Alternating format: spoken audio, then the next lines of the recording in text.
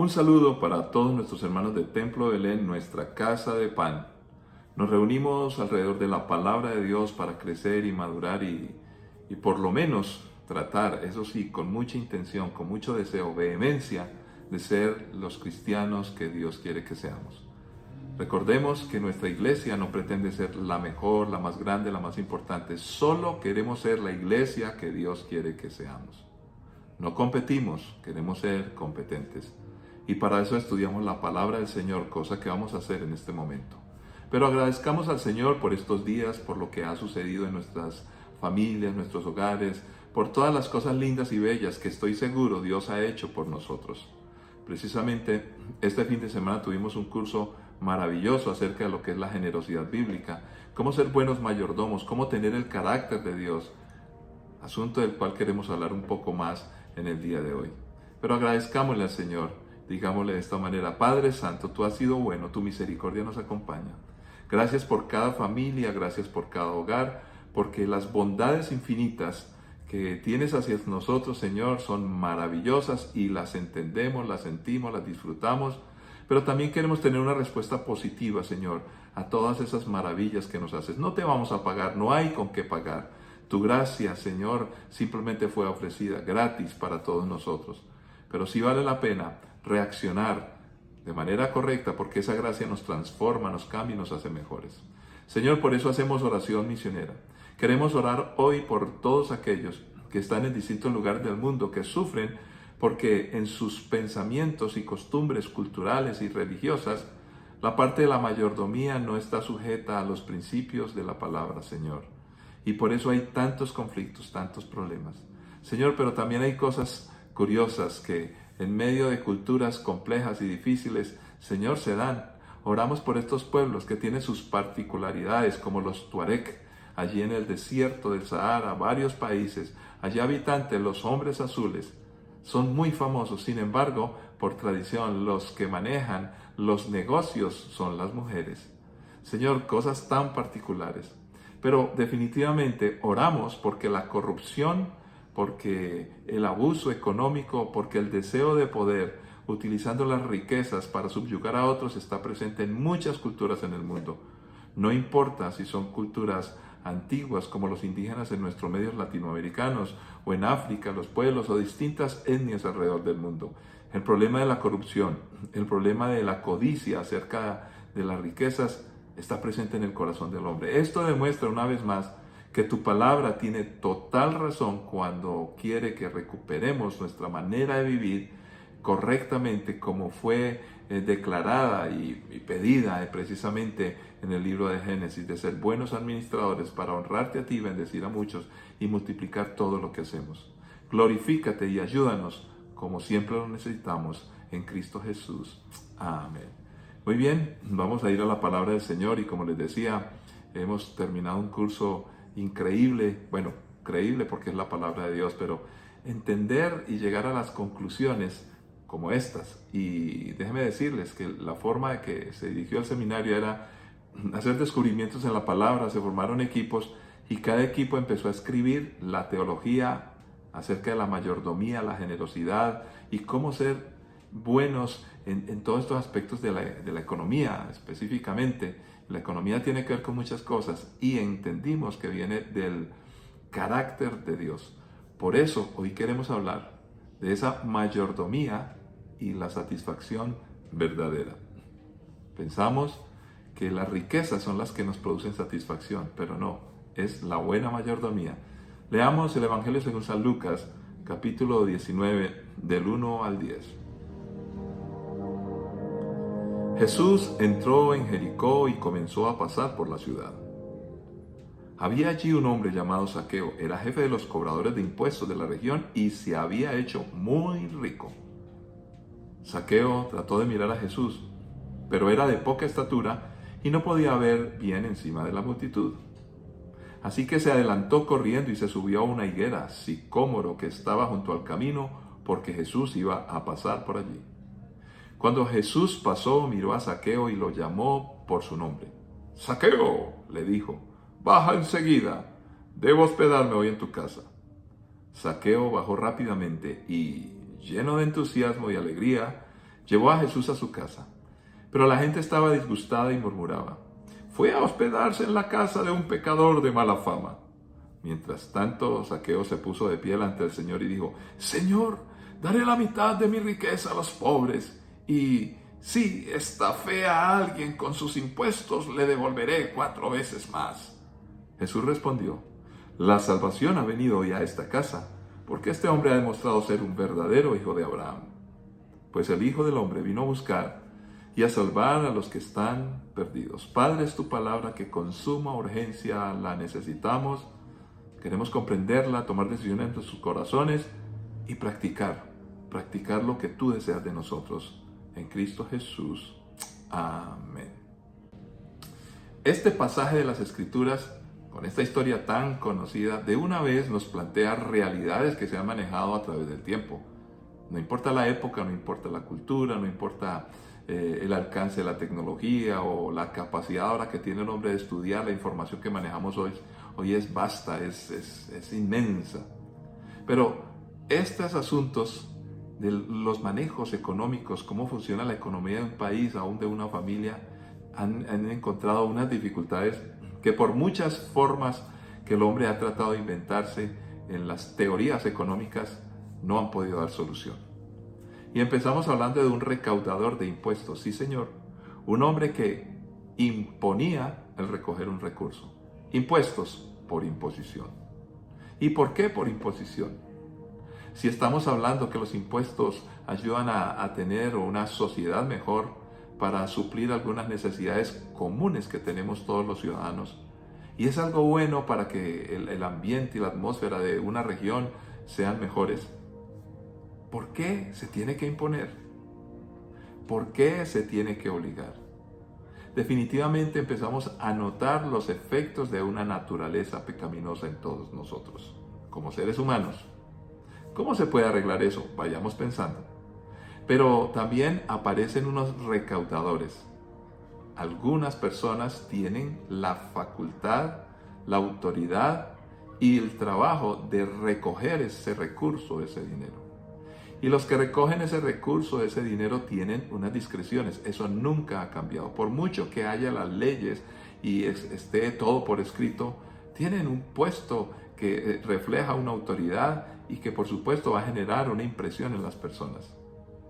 Cuando leemos un poquitico acerca de la historia, este hombre era jefe de los recaudadores de impuestos. Había unas cuadrillas especializadas. El término que se utiliza en el griego es architelones, algo así, no soy experto en este idioma. Y es bastante raro el término, no se encuentra por ejemplo en la Septuaginta. El papiro koiné, que era la lengua griega de la época de Jesús, no aparece este escrito que se hizo en la Septuaginta para que los hebreos pudieran entender la palabra, sobre todo el Antiguo Testamento, que estaba escrita en hebreo. Entonces, se cree, ya investigando un poquitico acerca de esto, que él era un inspector impositivo para el distrito de Jericó. Y esto lo descubrimos por las evidencias arqueológicas y escritas que hay de esa época.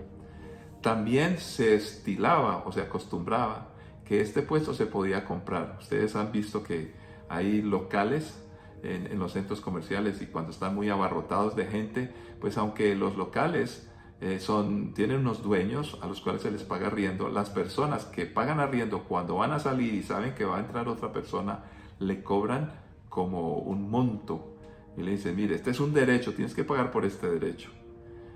Mire qué interesante, compraban ese derecho. Por eso es que estos locales a veces, además del arriendo común y corriente, se le paga al que deja el lugar para que lo deje, porque eso tiene un valor, que ya hay una reputación. Pues efectivamente compraban el derecho de recaudar impuestos porque sabían que era un buen negocio. Era un hombre bastante rico. Por esta razón, por esa manipulación, siempre las imposiciones, siempre los recursos, si el corazón no está sano, implican un montón de consecuencias como estas. Los judíos de la ciudad odiaban y marginaban a quienes trabajan para Roma porque era el país invasor. Con frecuencia, normalmente ellos, abusando de este poder, los cobradores de impuestos, se excedían en lo que tenían que recoger. y así obtenían su salario grueso. Por eso este hombre era inmensamente rico. Cuando se manejan los recursos, los dineros, y más de una nación, de una región o aún de una casa, pues en algún punto llega la mala fama, llega el abuso y pudiera llegar la corrupción. Entonces, las personas que manejan los recursos tienen amigos o enemigos, no hay más. Los amigos si se prestan para favores y los enemigos si se sienten estafados o no se prestan para favores. Pero todo gira alrededor del recurso económico, no de las personas. Aquí empezamos a entender que el ser humano tiene algo en común, totalmente la naturaleza caída que nos dejó el pecado y la desobediencia. Tristemente estamos hablando de cosificación de las personas y el rechazo total. Todos estos conflictos nunca se han dejado de dar y por eso existe la corrupción. Ahora, ¿puede ser feliz una persona solo por tener ese poder? Puede acumulando dinero, influencia y esas posiciones tan altas que les hace manejar los recursos, los hace felices, siendo odiados, siendo repudiados, siendo exigidos. Definitivamente no, y parece ser este era el caso de Zaqueo. Se convierte el manejo de los recursos y esa grandeza que se alcanza por manejar poder se vuelve más bien un asunto de percepción egoísta que realmente lo hace a uno más inseguro, seguro de uno, pero más apoyado en lo que uno tiene. Se pierde la confianza en la persona, pierde la confianza en uno y uno mismo, si está en esta postura de tener tanto poder, descubre que no puede confiar en nadie y que si me respetan y me quieren, comillas, querer, comillas, es porque tengo poder. El valor de la persona se deteriora. Desde adentro, personalmente, no me valoran. Y desde afuera, porque la gente no me quiere valorar. Esta era la situación de este hombre, Zaqueo. Este asunto nos puede pasar a cualquiera de nosotros. De hecho, sucede. Cuando en una familia alguien es el que más dinero tiene, a veces los demás se acercan para exigirle que les ayuden. Pues mira, tú tienes tu dinero, tienes que ser bueno. Y si la persona, por amor y un poquitico por exigencia y no quedar mal, lo empieza a hacer, el día que no puede, los demás le empiezan a decir, tú eres tacaño, tú eres malo, te la ganas toda, en fin, un montón de calificativos que hieren y ofenden a la persona. Todo por el manejo de los recursos, partiendo de las malas maneras, las motivaciones equivocadas. Entonces, este hombre cuando se encuentra con Jesucristo, que es el punto más importante, descubre que su vida debe cambiar. Empezar a poner los valores correctos, asunto que hemos de enseñar a nuestros hijos. Nunca le enseñemos a nuestros hijos que el poder y la grandeza de cualquier persona, su respeto y valor está por los recursos que posee. Nunca le hagamos ese mal a ninguno de nuestros hijos, nuestros discípulos, amigos, discípulos del Señor Jesucristo. No, nunca lo hagamos, nunca. Porque luego vamos a tener que reparar y restaurar. Ahora, si hay que hacerlo, y este es un llamado en el día de hoy, debemos de pensar en varias áreas en la vida. Primero es un concepto espiritual. La corrupción tiene que ser rechazada. Hemos de restaurarnos a ser correctos en lo que hacemos. Y esa es una decisión espiritual. Pero también conlleva unas responsabilidades físicas, donde reparemos aún económicamente de alguna manera cuando hemos timado o engañado a alguien, cuando hemos sido corruptos. Podemos ser inclusive corruptos en nuestro hogar, cuando escondemos el dinero y no generamos para poder ayudar a los demás, o cuando queremos comprar, por ejemplo, a nuestros hijos o a las personas de la familia con el dinero y no les damos amor. Por eso también se necesita una restauración emocional. Todo esto necesitaba Zaqueo. Y por último, entre otras, no tenemos que hablar de todas las formas tan grandes que Dios puede restaurar cuando nos entregamos a Él para ser reparados. Un aspecto social. Las cosas deben de cambiar, todo debe mejorar. Y esto fue lo que propuso este hombre. Jesús respondió, la salvación ha venido hoy a esta casa, porque este hombre ha demostrado ser un verdadero hijo de Abraham. ¿Cómo lo demostró? Sin mucha explicación. Simplemente dijo, engañé a la gente, ahora les devolveré mucho más y tengo que corregir mi error físicamente. Aquí nos encontramos ante la explicación bíblica de lo que es el arrepentimiento. Cuando se bautizaban, los que no eran judíos, querían ser judíos, se paraban y decían, yo me avergüenzo de lo que era y ahora no soy. Y se bautizaban.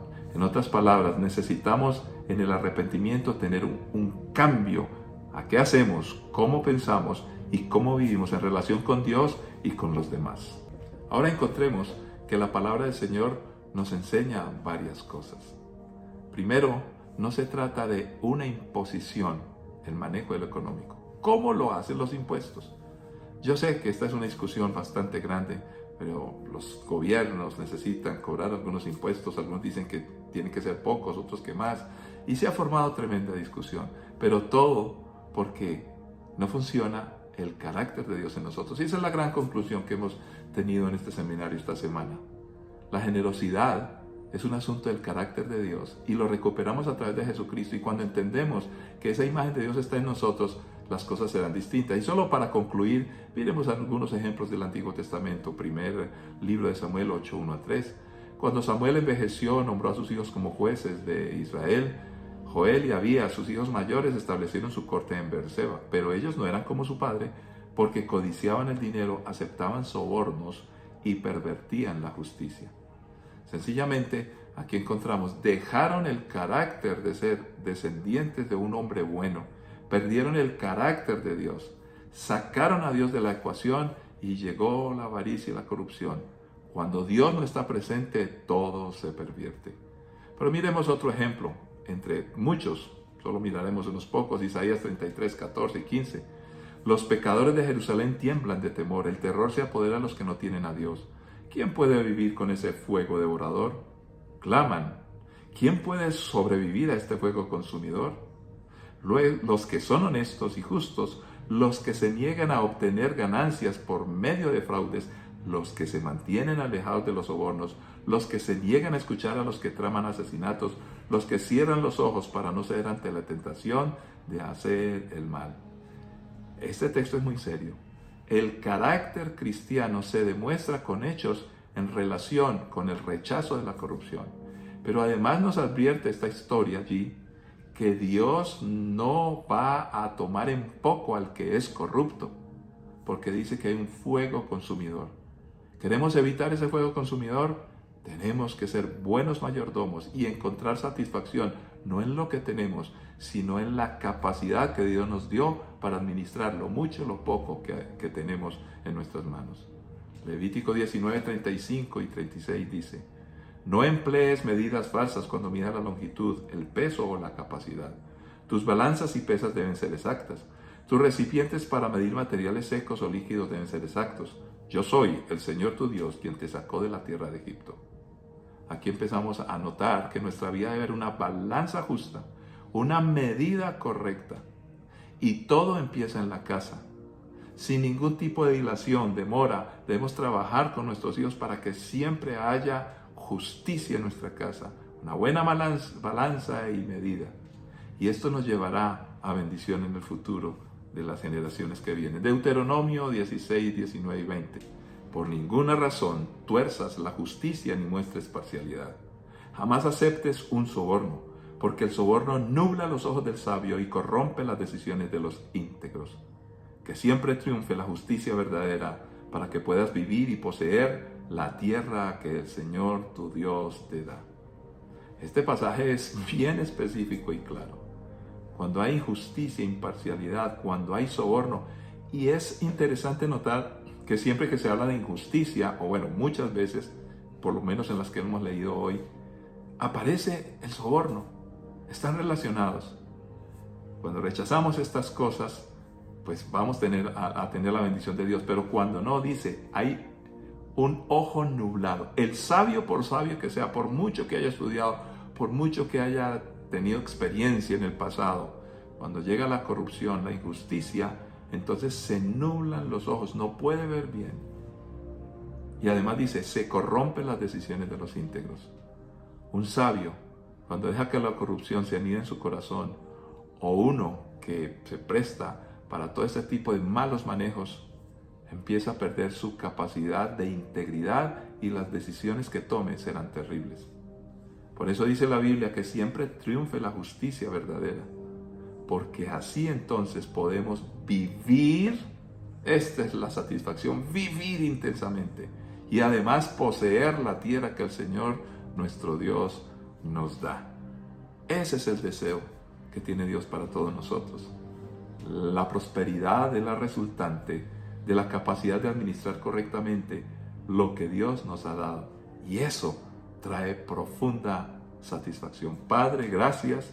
Gracias por las familias, gracias por nuestras vidas, pero hoy especialmente por esta palabra. Señor, si somos buenos mayordomos y administramos conforme al carácter tuyo, por eso, Señor, este es un asunto de principios espirituales. No tenemos que manejar cosas por imposición, sino por generosidad. Nuestros valores estarán tan claros que no habrá corrupción, no habrá injusticia, y al contrario, nuestros ojos estarán claros, Padre Santo, y nuestra integridad para las decisiones será una huella indeleble, Señor. Gracias, gracias, infinitas gracias, porque podemos ser prósperos cuando administramos correctamente todo lo que ya nos has dado, Señor. Y queremos que nuestras familias y nuestros hijos y la futura generación pueda caminar en esta bendición, para tu honra y gloria y bendición de muchos, en Cristo Jesús. Amén. Que la paz y la gracia de nuestro Señor Jesucristo les acompañe y nos encontraremos en una próxima ocasión. Bendiciones para todos.